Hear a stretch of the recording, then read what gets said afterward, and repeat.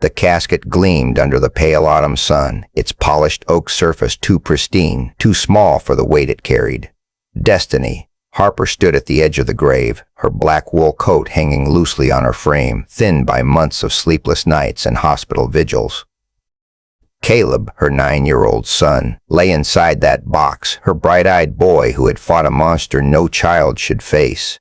A rare blood disorder, the doctors had called it, as if a name could soften the blow.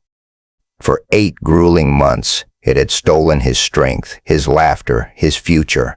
And now, this. Her hands trembled uncontrollably, fingers twisting the hem of her dress like it was a lifeline. Tears carved silent paths down her cheeks, unchecked and unending. The cemetery was eerily quiet, save for the mechanical hum of the lowering device. A single worker, an older man with calloused hands and sympathetic eyes, paused, waiting for her nod. But how could she give it? How could she signal that it was okay to bury her world? 8 months ago, in a sterile doctor's office, the diagnosis had shattered her. Hemophagocytic lymphohistiocytosis, the specialist had said, the words tumbling out like jagged stones. HLH for short, a genetic glitch that turned the body's immune system against itself. Caleb had sat there, small and solemn, his legs dangling from the exam table. "Will it hurt, Mom?" he'd asked later in the car, his voice steady but his eyes wide with unspoken fear. "Sometimes, baby," she'd replied, forcing a smile. "But we'll fight it together. Superheroes, remember?" He'd nodded, clutching his favorite action figure, a battered red superhero with a cape that had seen better days. Through the needles, the transfusions, the endless pills with names like cyclophosphamide and etoposide, Caleb had been the brave one. Fevers racked his body, leaving him shivering under thin blankets, but he'd always managed a weak thumbs up. "I'm okay, Mom. Don't worry." Now, standing alone by the grave, Destiny felt the absence of everyone else like a fresh wound. Her parents, Harold and Elaine Harper, who had always preached family first. Her sister, Victoria, the golden child with her perfect life. Melissa, her best friend since elementary school, who had been her rock during the divorce from Ethan. None of them were here.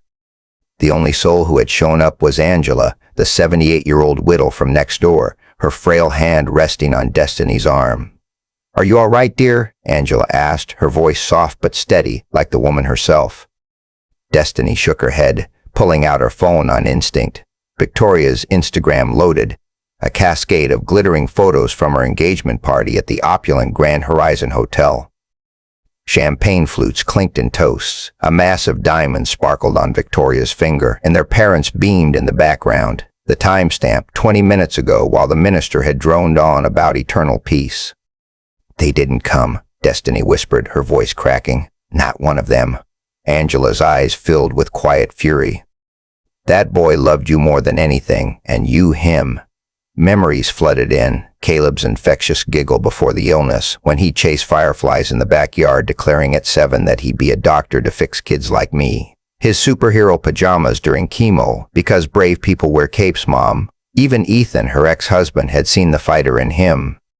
Before his job whisked him overseas to Singapore, he'd set up a trust fund, $850,000 for Caleb's college, with Destiny as residual beneficiary. "If anything happens," Ethan had said, his voice thick over the phone, "honor his memory." "I trust you." Her phone buzzed. A text from her mother, "We need to talk. Bring the trust documents tomorrow." Destiny stared, the words blurring. They skipped the funeral but wanted the money? A cold clarity pierced her grief. This wasn't right. She typed back, "I'm burying my son today. Paperwork can wait." The reply, "Don't be dramatic, Destiny. This is for the family, .sds, the whole family, except Caleb, except her." Angela squeezed her arm. "You're not alone, dear," the worker approached. "Ma'am," Destiny knelt, placing Caleb's action figure on the casket. "I'll protect what's yours," she whispered. As she stood, a spark ignited amid the ashes of her heart.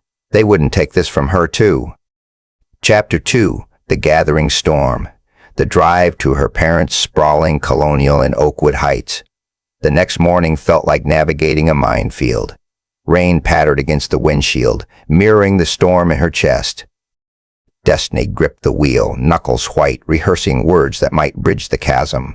But deep down, she knew this wasn't about healing. She parked behind Melissa's silver BMW, the sight twisting like a knife. Of course. The front door swung open before she knocked. Her father, Harold, stood there, his silver hair impeccably combed, his face a mask of concern that didn't touch his eyes. "Destiny, come in. We've been waiting." The living room reeked of stage sympathy, fresh flowers on the mantel, a family photo where everyone smiled like actors. Victoria perched on the sofa, blonde hair and a flawless updo, legs crossed. Melissa avoided her gaze, fiddling with her nails. Elaine, her mother, hovered by the window, pearls clutched like a talisman. No one mentioned Caleb. No apologies. Harold cut to the chase, sliding a folder across the coffee table. "We need to reallocate the trust. Victoria as trustee. Sign here." Destiny's blood ran cold. "What?" Victoria leaned in, voice saccharine. "You're not in a state to handle this, Des. We're helping," Elaine chimed in. "You've always been impulsive. Remember that boutique idea after college?" Disaster waiting to happen. Melissa said nothing, her silence damning. Harold tapped the papers. "Ethan's lawyer agrees. Given your mental state."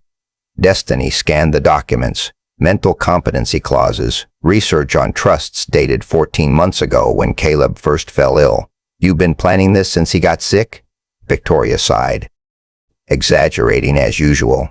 Under the folder, blueprints peeked out renovations for Victoria's new home, a $200,000 kitchen, pool, theater. Rage bubbled.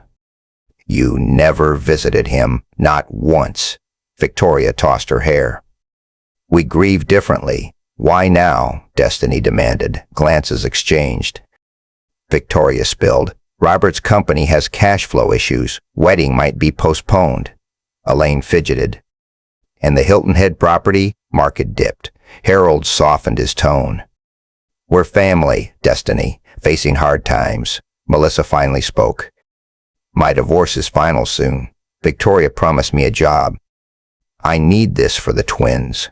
"They weren't villains in capes, just desperate people sacrificing her," Harold warned. "If you refuse, we'll petition for guardianship." Destiny stood, grabbing the folder. "I need time." "Don't walk away," Harold barked. She did, closing the door with finality. In her car, she rested her forehead on the wheel. Her phone buzzed. "Angela, how did it go?" Then Ethan's parents called. "We just heard," Martha said, voice warm. "We loved Caleb so much. Their grief was real." As she hung up, Ethan's words echoed. "Contact Richard Donovan if needed. Best trust attorney around." Hope flickered. She dialed. "Mr. Donovan, it's about Caleb's trust." Chapter 3, Building the Fortress. Richard Donovan's office was a sanctuary of polished wood and legal tomes. Destiny clutched her folder, knuckles white from 2 nights of frantic online research. Richard, silver-haired and sharp-eyed, rose to greet her. "Mrs. Harper, I'm sorry for your loss." She slid the folder over. "They want the trust. Say I'm unstable." He scanned, eyes narrowing. "They didn't attend the funeral?" "No. Victoria's party instead." Richard pulled Ethan's file. He was thorough. "Here's his intent statement, Ethan's handwriting, for Caleb's future. If the worst, for Destiny, she sacrificed everything. Dus. Tears fell. Richard showed phone logs, calls from her family over the year. They inquired about provisions, flagged as suspicious. Clarity dawned. "They planned this all along. The trust is ironclad," Richard assured. "No standing for them. But they'll try tactics like mental unfitness." She showed her mother's texts. "Helpful," he said. "Let's meet them on your terms. Public place."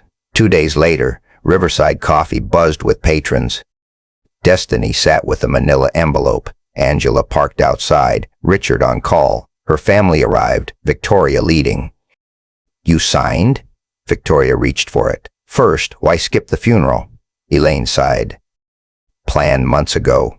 Destiny slid out Instagram screenshots. "Champagne while I buried him." Victoria flushed. "Out of context."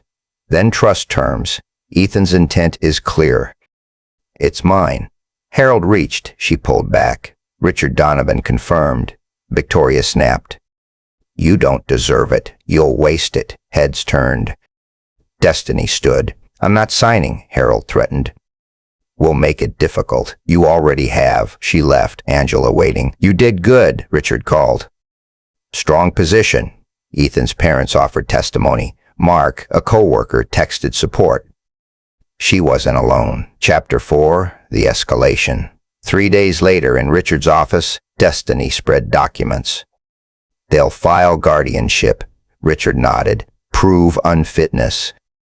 We document everything. She showed her calendar. Every appointment attended. They visited 0 times. Perfect. Angela's journal? Yes. An oncologist, teacher statements. Ethan's parents coordinating. She installed cameras. Saw Melissa's text via Angela, probing hospital questions. Affidavit against you, Richard said. Betrayal stung, but Angela arrived with journals. You never faltered. Resolve hardened. Later, the evidence board grew. Party photos, texts, posts. Hospital contact. Victoria accessed records. LinkedIn message. Family calling colleagues.